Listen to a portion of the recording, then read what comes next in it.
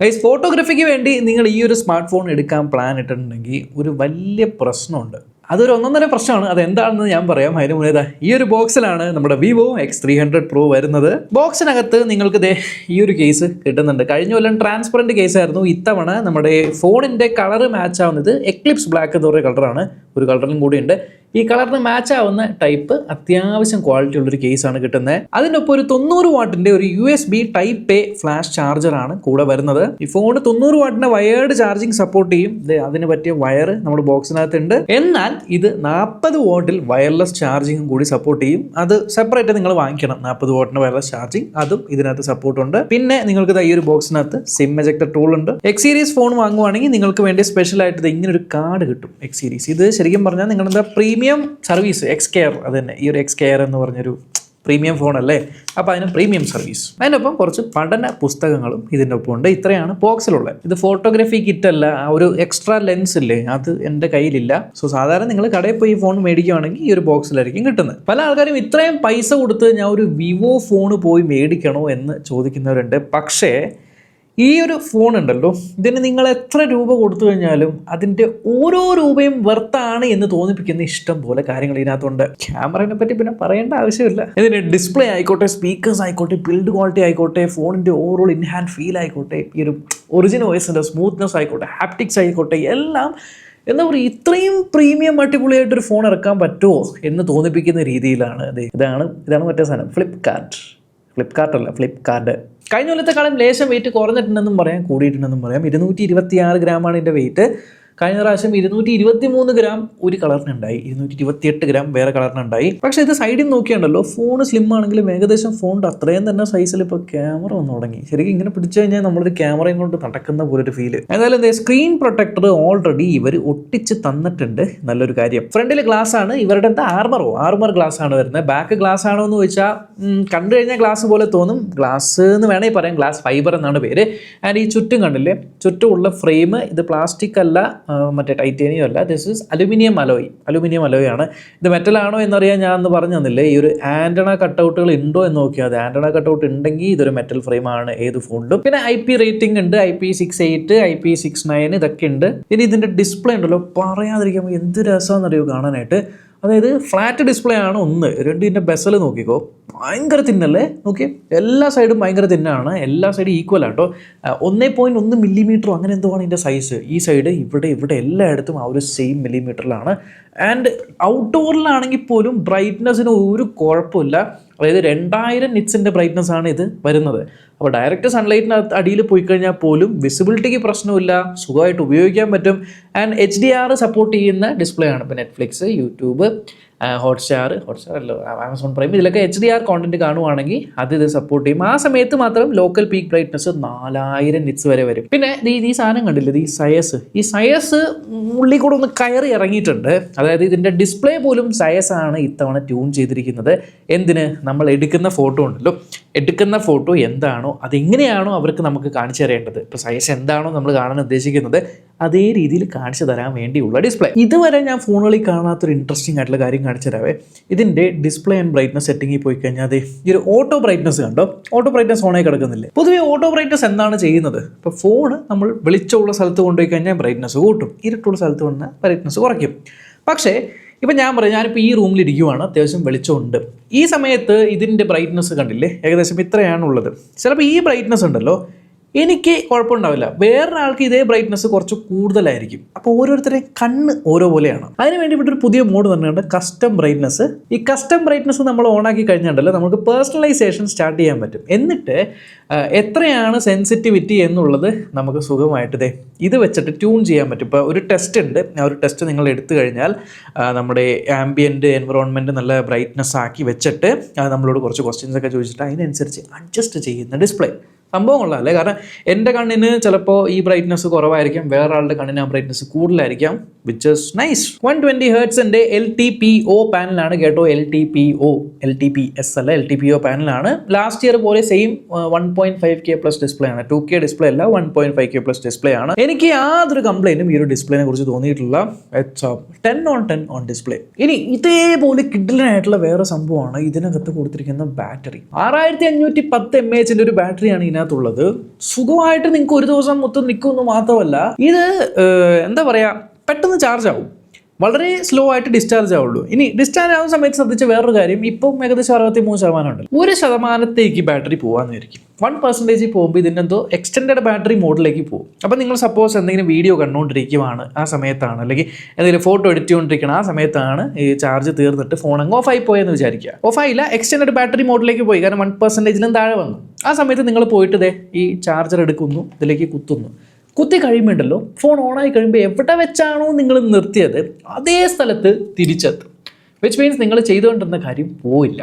അത് ഭയങ്കര ഒരു എന്താ പറയുക, നല്ല യൂസ്ഫുൾ ആയിട്ടുള്ള സാധനമാണ്. ഇനി ഇതിനെ പവർ ചെയ്യുന്ന ചിപ്സെറ്റ് MediaTekന്റെ Dimensity 9500 ആണ്. ഒക്ടാ കോർ പ്രോസർ, 4.2 GHz, അതായത് one of the top flagship level പ്രോസസ്സറാണ് MediaTekന്റെ സൈഡിൽ നിന്ന്.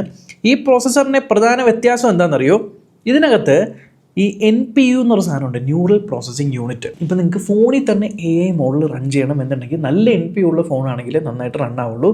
ആൻഡ് ഇത് one of the world's fastest, ഇത്രയും വേഗമുള്ളൊരു NPU വേറെ ഇല്ല എന്നാണ് പറയുന്നത് ഈ ചിപ്പിനകത്തുള്ളത്. അതേപോലെ തന്നെ ഇതിൻ്റെ GPU ആയിക്കോട്ടെ, എന്താണ് H1 Ultra അങ്ങനെ എന്തോ ഒരു പേരിലുള്ള GPU ആണ് ഇതിനകത്തുള്ളത്. ആൻഡ് ദാറ്റ് ഈസ് ഓൾസോ ഇപ്പോൾ ഉള്ള പ്രോസർ വെച്ച് കമ്പയർ ചെയ്യുമ്പോൾ വൺ ഓഫ് ദ ഏറ്റവും ടോപ്പിൽ നിൽക്കുന്ന GPU ആണെന്ന് പറയുന്നു. സോ ഗെയിമിംഗ് ഒക്കെ നിങ്ങൾ ഉദ്ദേശിക്കുന്നുണ്ടെന്നുണ്ടെങ്കിൽ 120 FPS സുഖമായിട്ട് നിങ്ങൾക്ക് ഇതിനകത്ത് ഗെയിം ചെയ്യാനായിട്ട് പറ്റും. അൺടോൾഡ് സ്കോർ ഞാൻ കാണിച്ചു തരാം, ഏകദേശം ഇത്രയാണ് അൺടോൾഡ് സ്കോർ കിട്ടിയത്. Flagship, so performance wise there is nothing to think about. Game ചെയ്യുന്ന സമയത്ത് yes there is little bit of warmth, ഈ ഒരു സ്ഥലത്തായിട്ട് ചെറിയൊരു വാംത്ത് തോന്നും, ബട്ട് ദറ്റ് ഈസ് നോർമൽ. ഒരു ഫ്ലാഗ്ഷിപ്പ് ലെവൽ ഇത്രയും പവർഫുൾ ആയിട്ടുള്ള പ്രോസറിന് ഈ ഒരു വാംത്ത് ഈസ് ഉണ്ടാവണം. അത് ഉണ്ടായി കഴിഞ്ഞാലും വേപ്പർ ചേമ്പർ കൂളിംഗ് ഉള്ളതുകൊണ്ട് തന്നെ പെട്ടെന്ന് ഇത് പോകും. ആൻഡ് ഞാൻ നോട്ടീസ് ചെയ്ത കാര്യം, ഈ ഫ്രെയിം മെറ്റാലിക് ആണെങ്കിലും ചൂടാവുന്ന ഗെയിം കളിക്കുമ്പോഴൊക്കെ നമ്മളിങ്ങനെ മെറ്റാലിക് ഫ്രെയിമുമായി പിടിക്കുമ്പോൾ ഫ്രെയിമിൽ ചൂടില്ല എന്നുള്ളതാണ്. ഔട്ട് ഓഫ് ദ ബോക്സ് വരുന്നത് ഒറിജിൻ OS ആണ്, ഒറിജിൻ OS 6. ഇത്രയും നാളും ഐ തിങ്ക് ടിൽ ലാസ്റ്റ് ഇയറിൻ്റെ Vivo X200 പോലും ഇത്ര അടിപൊളി ഫോണാണ്, പക്ഷേ ഫൺ ടച്ച് OS ആയിപ്പോയി എന്നുള്ള കംപ്ലയിൻറ്റ് മാത്രമാണ് പല ആൾക്കാരും പറഞ്ഞിരുന്നത്. That is also rectified. Origin OS ഉണ്ടല്ലോ, ഞാൻ സത്യം പറഞ്ഞാൽ ഞാൻ ഇപ്പോഴാണ് ആദ്യമായിട്ട് ഒറിജിൻ OS ഉപയോഗിച്ചപ്പോൾ എനിക്ക് തോന്നിയ കാര്യം, ഇത് വിവോ ഫോൺ അല്ല. ശരിയാണ്, വിവോൻ്റെ കുറച്ച് ഐക്കൺസ് ഒക്കെ ഉണ്ടെങ്കിലും overall experience this is not a Vivo phone. ഒരു ഓപ്പൺ ചെയ്യുമ്പോൾ, ആപ്പ് ഓപ്പൺ ചെയ്യുമ്പോൾ ക്ലോസ് ചെയ്യുമ്പോൾ ആ ഒരു ഫ്ലൂയിഡിറ്റി നോക്കി, ആ ഒരു ഫ്ലൂയിഡിറ്റി ആയിക്കോട്ടെ. ഇപ്പോൾ നമ്മൾ ഈ കൺട്രോൾ പാനൽ എടുത്തു, കൺട്രോൾ പാനൽ വലിക്കുമ്പോൾ ഇങ്ങനെ നീങ്ങി വരാം. മൊത്തത്തിൽ ആ ഒരു ഫ്ലിപ്കാർട്ടിൻ്റെ പരിപാടി, സെറ്റിങ്സ് മേലുള്ള റീഡിസൈൻ, ഇപ്പോൾ ആപ്പ് ഇങ്ങനെ സ്വിച്ച് ചെയ്യുന്ന സമയത്ത് വരുന്ന അല്ലെങ്കിൽ ഓപ്പൺ ക്ലോസ് ചെയ്യുമ്പോഴുള്ള ബ്ലർ, ഇതെല്ലാം ആനിമേഷൻ വൈസ് അങ്ങ് നെയിൽ ചെയ്തിട്ടുണ്ട് എന്നുള്ള പരിപാടിയാണ്. ഈവൻ ദേ സൈഡിലുള്ള ഒരു കീ ഇല്ലേ, ആ പരിപാടിയൊക്കെ ഇതിനകത്തുണ്ട്. കസ്റ്റമൈസേഷൻ ഓപ്ഷൻസ് ഒരുപാടുണ്ട്. ഓവറോൾ ഒറിജിൻ OS ആ ഒരു ഗ്യാപ്പ് ഫില്ല് ചെയ്തു എന്ന് തന്നെ പറയാം. പരമായിട്ടും ചില മാറ്റങ്ങളൊക്കെ വരുത്തിയിട്ടുണ്ട്. ശരിയാണ്, മറ്റേ AI റൈറ്ററും AI കോൾ റെക്കോർഡിംഗ് പരിപാടികളൊക്കെ ഉണ്ടെങ്കിലും ഇപ്പോൾ ഇമേജ് എഡിറ്റ് ചെയ്യുന്ന സമയത്ത് വരുന്ന AI retouch, HD, expander, story board, അങ്ങനത്തെ കുറച്ച് കാര്യങ്ങളൊക്കെ ഇതിനകത്ത് എക്സ്ട്രാ ആയിട്ട് വന്നിട്ടുണ്ട്. ക്യാമറ ആപ്ലിക്കേഷനകത്ത് കുറച്ച് എക്സ്ട്രാ പരിപാടികൾ വന്നിട്ടുണ്ട്. ഓഫീസ് കിറ്റ്, ഇപ്പോൾ നിങ്ങൾക്ക് സ്ക്രീൻ മിറർ ചെയ്യാനായിട്ട് ഐഫോണായിട്ട് സെൻഡ് ചെയ്യണം, അങ്ങനത്തെ ഓഫീസ് കിറ്റ് പരിപാടികളെല്ലാം ഇതിനകത്തുണ്ട്. But yes, hot apps, hot games ഇതിനകത്തുണ്ടോ ഇല്ല. പക്ഷേ വിവോൻ്റെ ആപ്പ് സ്റ്റോർ ഉണ്ട്, ആപ്പ് സ്റ്റോർ ഉണ്ട്. ആൻഡ് കുറച്ച് ആപ്ലിക്കേഷൻസ് ഇൻസ്റ്റാൾ ചെയ്ത് വന്നിട്ടുണ്ട്. അതൊക്കെ ഇൻസ്റ്റാഗ്രാം ഉണ്ട്, ലിങ്ക്ഡിൻ ഉണ്ട്, പിന്നെ Sony Liv, Instagram, LinkedIn, Sony Liv, പിന്നെന്തുവാ ഇത്രേ ഉള്ളൂ എനിക്ക് തോന്നുന്നു. സ്പോട്ടിഫൈ, ഇത്ര ആപ്ലിക്കേഷനാണ് ബൈ ഡിഫോൾട്ടായിട്ട് ഇൻസ്റ്റാൾ ആയി വന്നിരിക്കുന്നത്. ഇതൊക്കെ യു ക്യാൻ അൺഇൻസ്റ്റാൾ, അല്ലാതെ ചവറ് പോലെ ആപ്ലിക്കേഷൻസ് ഇല്ല. Obviously we are not expecting that on a flagship and this does not have, that's great. പക്ഷേ ഈ ഫ്ലാഗ്ഷിപ്പ് പരിപാടികൾക്കൊന്നും വേണ്ടിയല്ല ആൾക്കാർ ഈ സ്പെസിഫിക് ഫോൺ തേടി പിടിച്ചു പോയി എടുക്കുന്നത്. They are taking it because of this particular round thing, അതായത് ഇതിൻ്റെ ക്യാമറ. ഒരു കാര്യം ഞാൻ ആദ്യമേ പറയാം, ഇതിനെ വെല്ലുന്ന ഒരു ക്യാമറ ഉള്ള ഫോണും ഇപ്പം ഉണ്ടാവില്ല. ഇന്ന് ഇതിനെ വെല്ലുന്ന ക്യാമറയുള്ള ഒരു ഫോണും ഉണ്ടാവില്ല. പക്ഷേ ഉപയോഗിക്കാൻ അറിയാവുന്നവരുടെ കയ്യിൽ കൊടുത്താൽ എന്നേ ഞാൻ പറയുള്ളൂ. ഞാൻ പറഞ്ഞില്ലേ ആദ്യമേ, ഇതിൻ്റെ ക്യാമറയ്ക്ക് ഒരു വലിയ പ്രശ്നമുണ്ടെന്ന്. അതെന്താ പ്രശ്നം എന്നറിയോ? ഇതിൻ്റെ ക്യാമറ അത്രത്തോളം നല്ലതായതുകൊണ്ട് തന്നെ ഒരു സാധാരണക്കാരന് പഠിച്ച് ഉപയോഗിക്കേണ്ടി വരുന്നൊരു ക്യാമറയായിട്ട് മാറും. ഇതിൻ്റെ പ്രൈമറി ക്യാമറ 50 മെഗാപിക്സലിൻ്റെ സോണിയുടെ സെൻസറാണ്. ലാസ്റ്റ് ഇയർ LYT സെൻസറായിരുന്നു. ഇത്തവണ LYT സെൻസർ തന്നെയാണെങ്കിലും അപ്ഗ്രേഡഡ് ആയിട്ടുള്ള വേറെ പുതിയൊരു സെൻസറാണ്.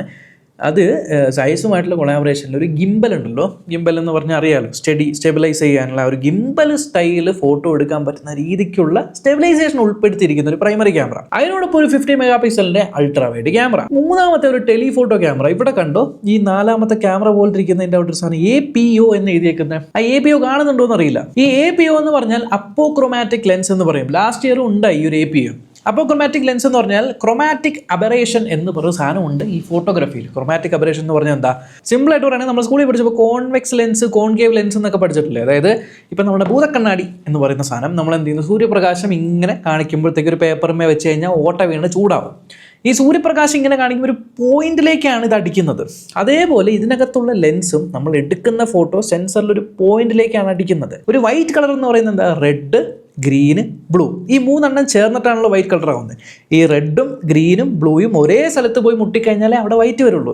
ഇപ്പോൾ സപ്പോസ് റെഡും ഗ്രീനും പ്രോപ്പറായിട്ട് മുട്ടി, ബ്ലൂ ലേശം ഒന്ന് നീങ്ങിപ്പോയി കഴിഞ്ഞാൽ മുട്ടിയേക്കണ അത്രയും ഭാഗം വൈറ്റ് ആയിരിക്കും, ആ ബ്ലൂ പുറത്ത് ചാടിപ്പോയ സ്ഥലത്ത് ഒരു ബ്ലൂ ആയിട്ടിരിക്കും അല്ലേ? ഈ ക്രോമാറ്റിക് അബറേഷനും അത് തന്നെയാണ്. ഇപ്പോൾ ഫോട്ടോ എടുക്കുന്ന സമയത്ത് എടുത്ത ഫോട്ടോയിൽ ആ മൂന്ന് കളറും പ്രോപ്പറായിട്ട് സെൻസറിൽ പോയി മുട്ടിയില്ല എന്നുണ്ടെങ്കിൽ ചെറിയൊരു എക്സ്ട്രാ ഒരു ഫ്ലെയറും ഒരു ചെറിയ കളർ പോലെ വരും. അതിനെ പ്രിവെൻറ്റ് ചെയ്യാൻ പറ്റുന്ന ഒരു സൈസിൻ്റെ ടെക്നോളജിയാണ് APO. ആ ലെൻസാണ് ഇതിനകത്തുള്ളത്. ഈ ടെലിഫോട്ടോ ക്യാമറ 200 മെഗാ പിക്സലിൻ്റെ ആണ് വിത്ത് ഒപ്റ്റിക്കൽ ഇമേജ് സ്റ്റെബിലൈസേഷൻ. 3.5x വരെ പോവും. മറ്റേ എക്സ്റ്റെൻഡർ ഉണ്ടെങ്കിൽ പിന്നെ ഒരു 2.5x കൂട്ടാൻ പറ്റും. ഇനിയാണ് എനിക്ക് ആ പ്രധാനപ്പെട്ട പ്രശ്നത്തെക്കുറിച്ച് പറയാനുള്ളത്. സയസുമായിട്ട് കൊളാബറേറ്റ് ചെയ്തിരിക്കുന്ന ക്യാമറ ആയതുകൊണ്ട് തന്നെ ക്യാമറ ആപ്ലിക്കേഷനിൽ പോയി കഴിഞ്ഞാൽ നിങ്ങൾക്ക് സയസിൻ്റെ 8 ഡിഫറെൻറ്റ് ബൊക്കെ മോഡുകൾ കാണാം. അതേപോലെ സൈസിൻ്റെതായിട്ടുള്ള 4 ക്ലാസിക് ആയിട്ടുള്ള ഫിൽറ്റേഴ്സും 12 പുതിയ ഫിൽറ്റേഴ്സും ഉണ്ട്. ഇനി പോർട്രേറ്റ് ഫോട്ടോ എടുക്കാനാണെങ്കിൽ ആ പോർട്രേറ്റ് എഫക്റ്റ് തന്നെ 8 തരത്തിലുണ്ട്. ആൻഡ് ഏതൊരു പോർട്രേറ്റ് ഫോട്ടോയും നിങ്ങൾക്ക് 5 ഫോക്കൽ ലെങ്ത്തിൽ എടുക്കാം. അതായത് ഏറ്റവും ദൂരം നിന്ന് എടുക്കാം, കുറച്ചുകൂടെ അടുത്ത്, വളരെ അടുത്ത്. ഇങ്ങനെ ഈ സംഭവങ്ങളിൽ നോക്കി കഴിഞ്ഞാൽ ഏകദേശം 15,360 കോമ്പിനേഷൻസിൽ ഇതിൽ നിങ്ങൾക്ക് ഫോട്ടോ എടുക്കാനായിട്ട് പറ്റും. Just imagine this A rough calculation, 15,360 types of photos. So ഞാൻ പറയുന്നത്, ഈ ഫോൺ വാങ്ങിച്ചു കഴിഞ്ഞാൽ നിങ്ങൾക്ക് ചുമ്മാ ക്യാമറ ഓപ്പൺ ആക്കിയിട്ട് ഒട്ടനെ ഫോട്ടോ എടുക്കുക എന്ന് പറഞ്ഞാൽ ഒട്ടനെ ഫോട്ടോ എടുക്കുമ്പോൾ അടിപൊളിയായിട്ടുള്ള ഫോട്ടോ വരും.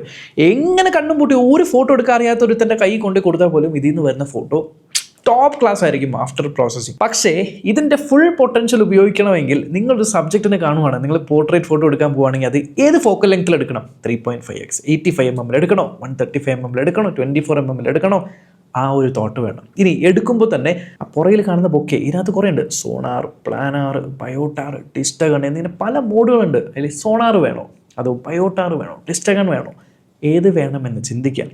ഇനി എടുത്ത ഫോട്ടോ അത് നാച്ചുറൽ പോർട്രേറ്റ് വേണോ, അതോ റേഡിയൻ്റ് ആയിട്ടുള്ള പോർട്രേറ്റ് വേണോ, ഒരു കൂൾ ഫിലിം എഫക്റ്റ് വേണോ, വാം ടോൺ വേണോ, ഏത് ടോണാണ് ആ ഒരു ലൈറ്റിംഗ് സിറ്റുവേഷന് മാച്ച് ആവുന്നത്. ഇനി എടുത്ത ഫോട്ടോയ്ക്ക് കുറച്ചുകൂടി ടെക്സ്ചർ വേണോ, അതോ വിവിഡായിട്ട് ഭയങ്കര ബ്രൈറ്റ് ആയിട്ടിരിക്കണോ, ഒരു ന്യൂട്രൽ ആയിട്ടിരിക്കണോ, ഏത് സൈസിൻ്റെ ഫിൽറ്റർ വേണം, ബ്ലാക്ക് ആൻഡ് വൈറ്റ് വേണോ, ഇതെല്ലാം കൃത്യമായിട്ട് അറിയാവുന്ന ഒരുത്തൻ്റെ കയ്യിൽ ഈ ഫോൺ കൊണ്ടുപോയി കൊടുത്തു കഴിഞ്ഞാണ്ടല്ലോ മോനെ ഞെട്ടിക്കുന്ന ഫോട്ടോ എടുത്തിട്ട്, ഞെട്ടിക്കുന്ന ഫോട്ടോ. അങ്ങനെ ഞെട്ടിക്കുന്ന ഇഷ്ടം പോലെ ഫോട്ടോസ് ഇതിലെടുത്തിട്ട് പല ആൾക്കാരും ഇൻസ്റ്റാഗ്രാമിൽ പോസ്റ്റ് ചെയ്തിട്ടുണ്ട്. അവന്മാരുടെയൊക്കെ ഫോട്ടോ കണ്ടിട്ട് നിങ്ങൾ അതേമാതിരി ഫോട്ടോ എടുക്കാൻ പോയിട്ട് ആ ഒരു റിസൾട്ട് കിട്ടുന്നില്ല എന്ന് പറയുക ഡിസപ്പോയിൻറ്റഡ് ആവുകയാണെങ്കിൽ that is not the problem of the phone. അത് പഠിക്കണം. അല്ലാണ്ട് നിങ്ങൾക്ക് ചുമ്മാ ഒരാളുണ്ട് ശരി ഇങ്ങനെ എടുത്ത് ആ ഒരു ഫോട്ടോ സെറ്റപ്പ് ആണെന്നുണ്ടെങ്കിൽ this phone is not for you. അതിന് വേറെ ഫോണുകളുണ്ട്. ഇനി ഈ ഫോണിൽ എടുക്കുന്ന ഫോട്ടോസിന് എന്തുകൊണ്ട് ഇത്രയും ക്വാളിറ്റി, ഇത്രയും ക്ലാരിറ്റി എന്ന് പറഞ്ഞാൽ സയസും ലെൻസും മാത്രമല്ല, ഇതിനകത്തൊരു സ്പെഷ്യൽ ചിപ്പ് ഉണ്ട്, പ്രൊഫഷണൽ ഇമേജിംഗ് ചിപ്പ് എന്നാണ് പറയുന്നത്, VS1. ഈ VS1 ചിപ്പിന്റെ ഉദ്ദേശം എന്താണെന്ന് വെച്ചാൽ, നോർമലി ഒരു ഫോണിൽ നമ്മൾ ഫോട്ടോ എടുക്കുമ്പോൾ ഫോണിൻ്റെ അകത്ത് പ്രോസസ്സർ ഉണ്ടാവും. ആ പ്രോസസ്സർ എന്ത് ചെയ്യും, നമ്മൾ എടുത്ത ഫോട്ടോ അതിനകത്തുള്ള ഇമേജ് സിഗ്നൽ പ്രോസസറിൽ കൊണ്ടുപോയി കൊടുത്ത് അത് ഡീകോഡ് ചെയ്താണ് നമുക്കൊരു ഫോട്ടോ ആയിട്ട് തരുന്നത്. അതിൻ്റെ മീതെയാണ് ഈ കമ്പനികൾ അവരുടെ പരിപാടികളൊക്കെ ചെയ്ത് പ്രോസസ്സൊക്കെ ചെയ്തിട്ട് നമുക്കൊരു ഫോട്ടോ തരുന്നത്. ഇതിനകത്ത് അങ്ങനെയല്ല. ഇതിനകത്ത് CPU ഉണ്ട്, GPU ഉണ്ട്, ഗെയിം കളിക്കാനും ബാക്കിയുള്ള പരിപാടികൾക്കൊക്കെ. എക്സ്ട്രാ ഉള്ള ഈ ചിപ്പ് നമ്മൾ എടുക്കുന്ന ഫോട്ടോന് അങ്ങനെ അതേപാടി എടുത്തിട്ട് അതാണ് ഡെഡിക്കേറ്റഡ് ആയിട്ടിരുന്ന് പ്രോസസ്സ് ചെയ്യുന്നത്. ആൻഡ് അതിനെ നല്ലപോലെ സയസും വിവോയും അതേപോലെ ഈ ക്യാമറ ഉണ്ടാക്കിയവരും ഡിസ്പ്ലേ ഉണ്ടാക്കിയവരും എല്ലാവരും കൂടെ ട്യൂൺ ചെയ്ത് വെച്ചിരിക്കുന്നുണ്ട്. ഫൈനൽ വരുന്ന ഔട്ട്പുട്ട് അതുകൊണ്ടാണ് അത്ര ഞെട്ടിക്കുന്നതായിട്ടിരിക്കുന്നത്. ഈ ഒരു ടെലിഫോട്ടോ ലെൻസ് വെച്ച് നിങ്ങൾക്ക് 20x സൂം ചെയ്ത് ഫോട്ടോ എടുക്കാമെന്ന് മാത്രമല്ല, ഇത് വെച്ച് കിഡിലനായിട്ടുള്ള മാക്രോ ഫോട്ടോസും എടുക്കാൻ പറ്റും, മാക്രോ വീഡിയോസും എടുക്കാൻ പറ്റും. പണ്ടും ചലന്തിയും ഞാൻ കുറേ തപ്പി, എനിക്കൊന്നും കിട്ടിയില്ല. ബട്ട് ഇതൊക്കെ നൈസായിട്ട് ഫോട്ടോ എടുക്കാൻ പറ്റും. ഈവൻ വീഡിയോ സെക്ഷനിൽ നിങ്ങൾക്ക് സ്റ്റെബിലൈസേഷൻ മാത്രമല്ല 4K 120 FPS ഡോൾബി വിഷനിൽ ഷൂട്ട് ചെയ്യാം. ആൻഡ് പോർട്രേറ്റ് വീഡിയോ ഇപ്പോൾ ബാക്ക്ഗ്രൗണ്ട് ബ്ലർ ആയിരിക്കുന്നത് നാച്ചുറൽ ആണ്, അല്ലാണ്ട് പോർട്രേറ്റ് വീഡിയോ എന്ന് പറഞ്ഞില്ലോ മറ്റേ ആർട്ടിഫിഷ്യൽ ബ്ലർ, അതൊക്കെ പൊതുവേ ഫോണുകളിൽ 1080p ലോക്ക് ചെയ്തേക്കുന്നത്. ഇപ്പോൾ 4K വരികയാണെങ്കിൽ തന്നെ 30 FPS അല്ലെങ്കിൽ 24 FPS ആയിരിക്കും. ഇതിനകത്ത് നിങ്ങൾക്ക് 4K 60 FPS പോർട്രേറ്റ് ബ്ലർ ഉള്ള വീഡിയോസ് ഷൂട്ട് ചെയ്യാനായിട്ട് പറ്റും.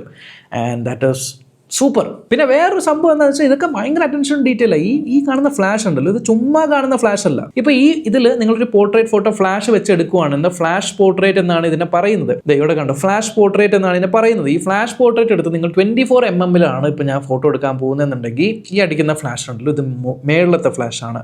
ഇനി ഞാൻ 135 mm വെച്ചിട്ടാണ് ഫോട്ടോ എടുക്കുന്നതെന്ന് വിചാരിക്കും, ഇപ്പം അടിക്കുന്നത് താഴത്തെ ഫ്ലാഷ് ആണ്. ഇനി ഞാൻ 50 mm വെച്ചിട്ടാണ് ഈ ഫോട്ടോ എടുക്കുന്നതെന്നുണ്ടെങ്കിൽ മേളത്തെയും താഴത്തെയും ഫ്ലാഷ് ഒരേപോലെ അടിക്കും. വിച്ച് മീൻസ് നിങ്ങൾ 24 mm ഒരു ഫോട്ടോ എടുക്കുന്നുണ്ടെങ്കിൽ സബ്ജക്റ്റ് അത്യാവശ്യം അടുത്തായിരിക്കും. അതുകൊണ്ട് തന്നെ നിങ്ങൾക്ക് ആ ഒരു ഫ്ലാഷ് മതി. പക്ഷെ നിങ്ങൾ 135 mm ഒരു ഫോട്ടോ എടുക്കുന്നുണ്ടെങ്കിൽ നല്ല ദൂരെയായിരിക്കും നിൽക്കുന്ന സബ്ജക്റ്റിൻ്റെ അവിടെ നിന്ന്. അപ്പോൾ സബ്ജക്റ്റിൻ്റെ ഫേസിലേക്ക് ഒന്ന് പ്രൊജക്ട് ചെയ്ത് ലൈറ്റ് അടിക്കാൻ വേണ്ടിയിട്ട് ആ ഒരു മറ്റേ ഫ്ലാഷ് അടിക്കും. ഇനി 50 mm നിങ്ങൾ അധികം ദൂരെയുമല്ല അധികം അടുത്തുമല്ല, അതുകൊണ്ട് തന്നെ ആ ഒരു അടുത്തുള്ള ഫ്ലാഷും വേണം ദൂരെയുള്ള ഫ്ലാഷും വേണം. അങ്ങനെയൊക്കെ ഇതിനകത്ത് സംഭവം സെറ്റാക്കിയിട്ടുണ്ട്. പിന്നെ പോർട്രേറ്റിൽ തന്നെ നിങ്ങൾക്ക് ഒരുപാട് AI മോഡുകളുണ്ട്. AI മോഡ് വെച്ചിട്ട് നിങ്ങൾക്ക് സ്മാർട്ട് കോമ്പോസിഷൻ എന്ന് പറഞ്ഞിട്ടുണ്ട്. നിങ്ങൾ ഇങ്ങനെ ചരിച്ചൊക്കെ എടുക്കുവാണെങ്കിൽ എന്നെ നേരെയാക്കും. പിന്നെ ആൾക്കാരൊക്കെ ഫോട്ടോയിലുണ്ടെങ്കിൽ അതിന് ഓട്ടോമാറ്റിക്കായിട്ട് റൈസ് ചെയ്ത് കളയും. മറ്റേ സീസൺ മാറ്റുന്ന പോർട്രേറ്റ് ഇതിനകത്തുണ്ട്. ഇത് കൂടാതെ നിങ്ങൾക്ക് റീജിയൻ മാറ്റാൻ പറ്റും. പിന്നെ നൈറ്റ്, ഡേ, മോർണിംഗ് എന്നിങ്ങനെ കുറേ എന്താ പറയുക പീരീഡ്സ് എന്നൊക്കെ പറഞ്ഞ് ഇഷ്ടം പോലെ സാധനങ്ങൾ. ഇതിന് വേണ്ടി തന്നെ ഒരു ഡെഡിക്കേറ്റഡ് വീഡിയോ ചെയ്യേണ്ട ഒരു അമ്മാതിരി കസ്റ്റമൈസേഷനാണ് ഇതിനകത്ത് ക്യാമറയ്ക്കുള്ളത്. ഇതെല്ലാം പോട്ടെ, ഈ ഒരു നോർമൽ ക്യാമറയിൽ ജസ്റ്റ് ഇങ്ങനെ താഴേന്ന് മേളിലേക്ക് സ്വൈപ്പ് ചെയ്ത് കഴിഞ്ഞാൽ നിങ്ങൾക്ക് ഒരു സ്ട്രീറ്റ് ഫോട്ടോഗ്രാഫി മോഡ് വരും.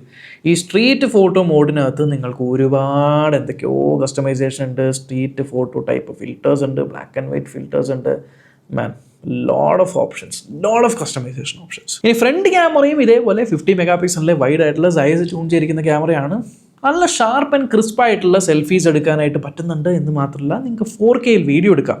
4K 60 FPS ഫ്രണ്ട് ക്യാമറയിൽ നിങ്ങൾക്ക് വീഡിയോ ഷൂട്ട് ചെയ്യാൻ പറ്റും. ബട്ട് ലാസ്റ്റ് ഒരു പോർട്രേറ്റ് വീഡിയോ 4K 30 FPS എടുക്കാൻ പറ്റിയിരുന്നു. ബട്ട് ഇത്തവണ ഫ്രണ്ട് ക്യാമറയിലും 4K 60 FPS portrait videos shoot ചെയ്യാനായിട്ട് പറ്റും. സോ ഓവറോൾ എൻ്റെ അടുത്ത് ഈ ഒരു ഫോണിനെ പറ്റി ചോദിക്കുവാണെങ്കിൽ ഇപ്പോൾ മാർക്കറ്റിൽ നിങ്ങൾക്ക് മേടിക്കാൻ വരുന്ന ഫോട്ടോഗ്രാഫി ഭ്രാന്തന്മാരാണെങ്കിൽ നിങ്ങൾക്ക് ഈ ഫോൺ അല്ലാതെ വേറൊരു അടിപൊളി ചോയ്സ് ഇല്ല. ഫോട്ടോഗ്രാഫിയാണ് ഉദ്ദേശമെങ്കിൽ കണ്ണും പൂട്ടി ഇത് വാങ്ങിക്കാൻ പറ്റും.